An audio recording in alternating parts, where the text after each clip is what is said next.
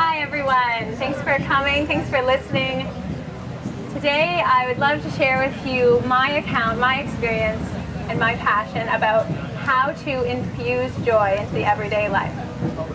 So to start out, I'll just let you all know up front that I was born on December 19th.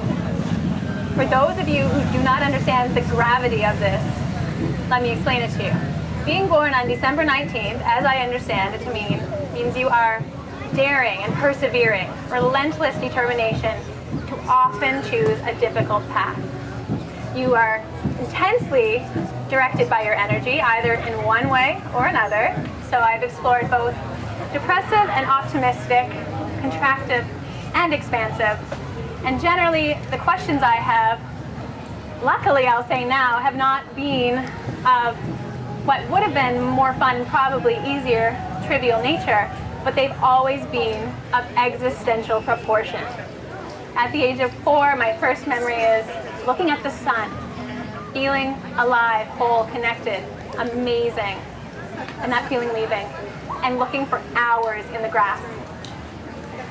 At 21, I did a yoga teacher training, again, trying to find all of the answers to all of the questions, and the ladies in my group, to lighten my spirit, named the training Enlightenment or Bust. They thought it was funny. I didn't.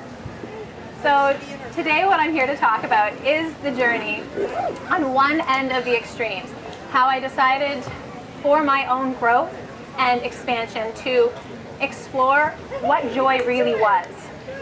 And I had different experiences in that definition, and it evolved drastically from start to finish.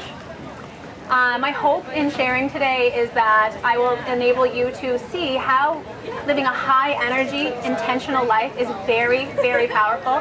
We all create our lives with every thought we think.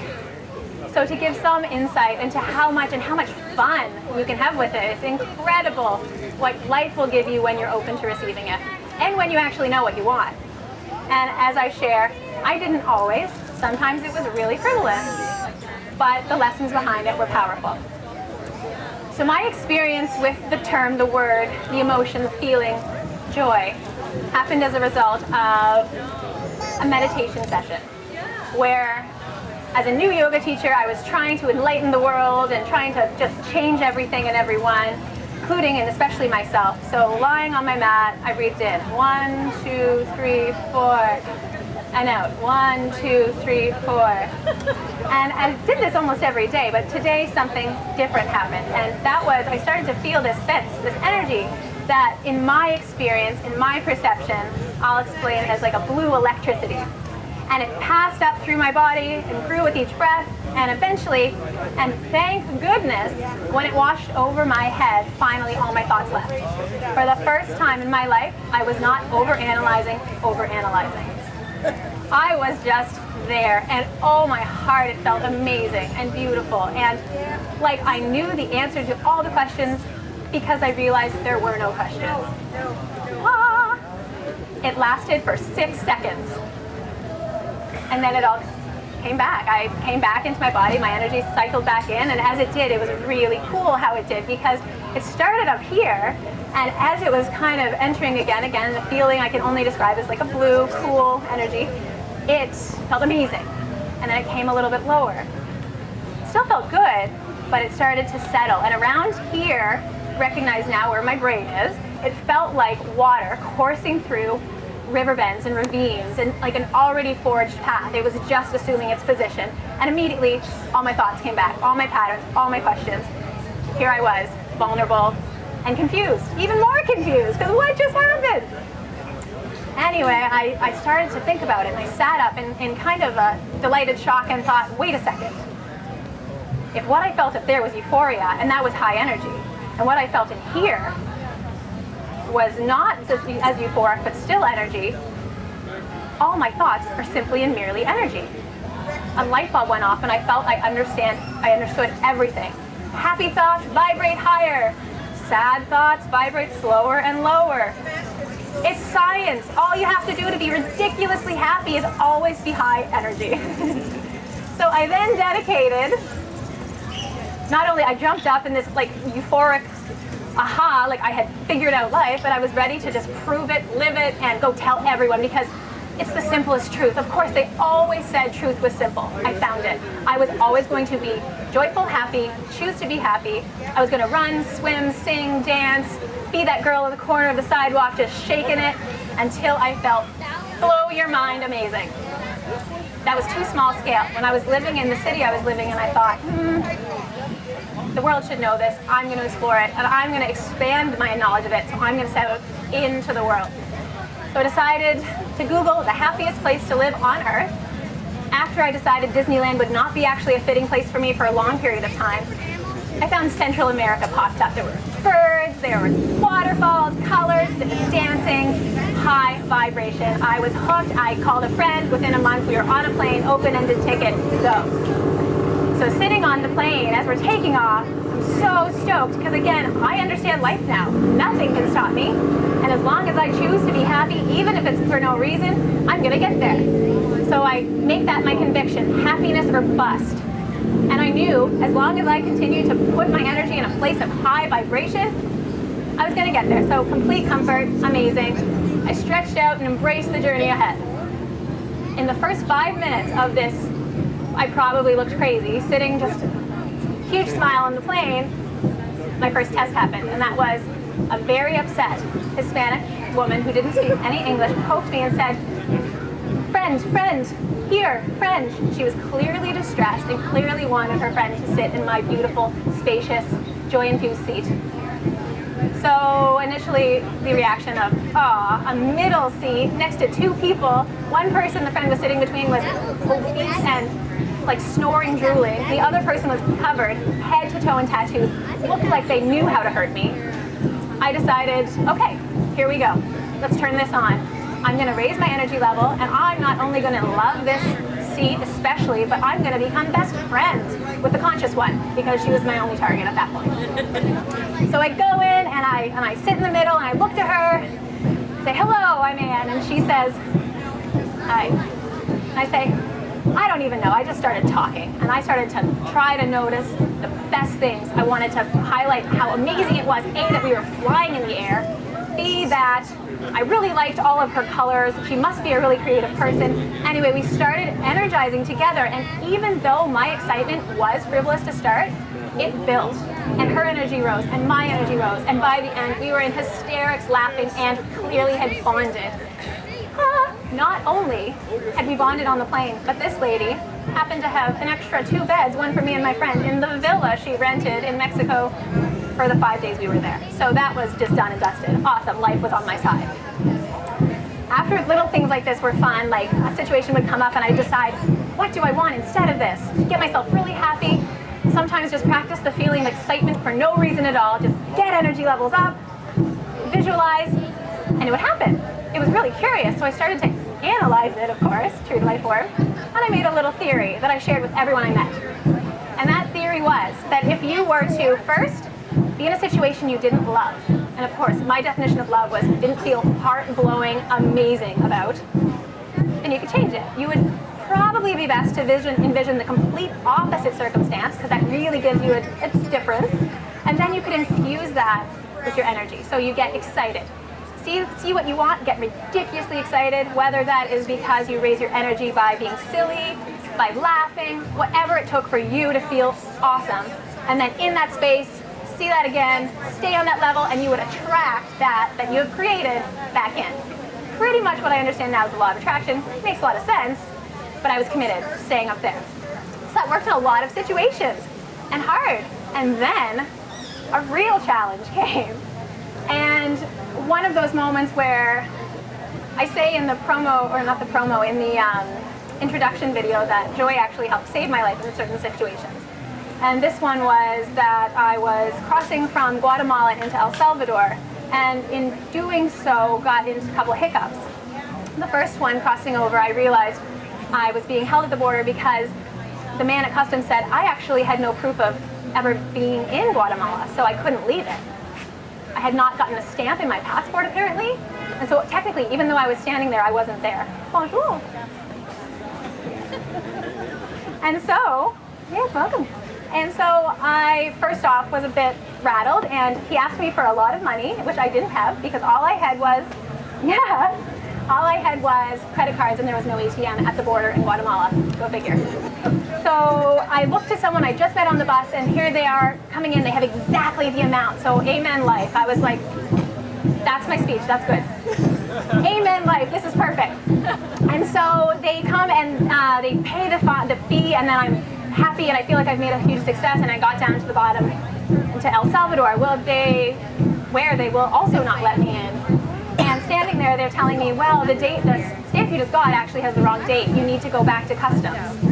So I look here, and then I look at the bus, full of 45 very overheating El Salvadorians, no English, and I think, okay. The bus driver comes over and says, ma'am, we're leaving with or without you. So I take stock of my situation. I'm in a limbo border town. I have no money. I don't speak the language. I don't actually have a phone or any idea what to do, and it could get really bad. In that moment, pulling up my socks, think, okay, well, what would be the best case scenario? And in that situation, all I could think about was not only do I want to feel amazing, not only do I want all these angry people to actually love me and realize that they're really excited about having me on the bus, but I want something cold and refreshing because I'm hot. I would love to be given a refreshing drink. So put that in my mind, and I head up the hill. I start running. I have no idea actually who I am running to, what I'm even looking for, to be honest. But I hear a little toot toot, and here is the bus driver's assistant in a golf cart, like this. Get in. He drives me up, gets the stamp, drives me back down, gets the stamp. 45 minutes later, the bus is still there. I walk up the steps to the bus. The moment of truth. Am I going to get attacked? No. Everyone there beaming with smiles. I don't know if they had a group discussion while I was away or what happened, but they were the most receptive, grateful, joyful. They even clapped for me when I got on. I sat down, I said, lo siento, I'm so sorry, the Spanish I knew. And as I'm sitting there, beaming, smile ear to ear, I get a tap on my shoulder, and it's a lady handing me the coldest can of peach juice I've ever seen. I got my refreshing drink. So that was my, hey, life's on your side again. Little things like that all over the world where you can pick the opposite, pick one side and go to the other side. Bringing that stuff home, I had to try it one more time in a real life situation, not something exotic and extravagant, but I was studying to do naturopathy in Victoria, British Columbia, and I don't understand science. Poses a bit of a problem. I wanted to see if I could manifest my way through it. It worked to a certain extent. One situation, I was sitting with a professor. They were tutoring me an hour before a final. They looked at me after 10 questions I had not been able to solve and said, you might just have to accept the reality that you are going to have to retake this course. Not quite sure I could. I went outside and said, well, if I don't want to fail, what do I want? And the answer was, not only do I want to pass, but I want the highest mark in the class, and I want to be out of there fastest. Easiest experience ever. This is going to be a great story to tell someday at the Talking Tree. And so I go and I find that feeling that I've learned how to create, again, that feeling of just excitement, elation, drawing on old memories, old experiences, picturing times where you feel alive, put that picture out there, stayed in that space, pictured coming into the class, and leaving with a smile on my face. And that's what happened. I went into the class, I sat down with my exam. Every question that I was given on that exam had been one of the questions that we had pulled from 10 years of sample exams. I knew every single answer. I was done in 20 minutes, and I got 98%, the highest mark out of 400 students. Didn't mean I understood chemistry, and that was a life check because I had to really check in there and decide, maybe that's not my language. So I decided again, out to the world, learn more. Started to travel. I headed to Indonesia, Australia, New Zealand, just manifesting my way. At certain points, I had no money, and instead of getting upset, got excited. And at one point, unable to work because I had an ankle injury due to too much dancing, which we'll get to. But I decided I don't want to live in a hostel. I want to live in a mansion, and I want that mansion to have a swimming pool because I can swim. I can't run, I can't dance, but I can swim. And why not have that mansion on a deserted island with dolphins? So there was an ad on Kijiji I always follow every time I travel, anytime, every day in life, follow that light feeling of what feels right and happiest to you, even if it's which direction to turn at a market, which direction to take on the road. It's always going to serve you. So I listened to that and I applied to an ad for a strawberry picker. Sounded delightful.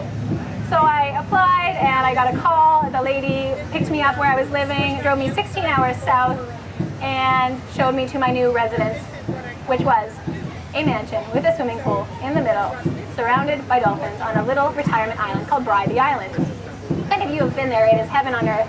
They say that literally because its mean population is 65 years of age. So my best friends were 80. I was in a laughing group with someone whose mantra was 70 is the new 40. It was incredible.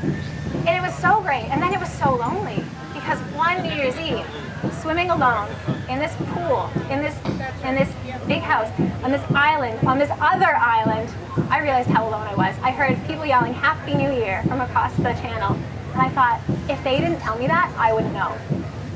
So then I had to get real.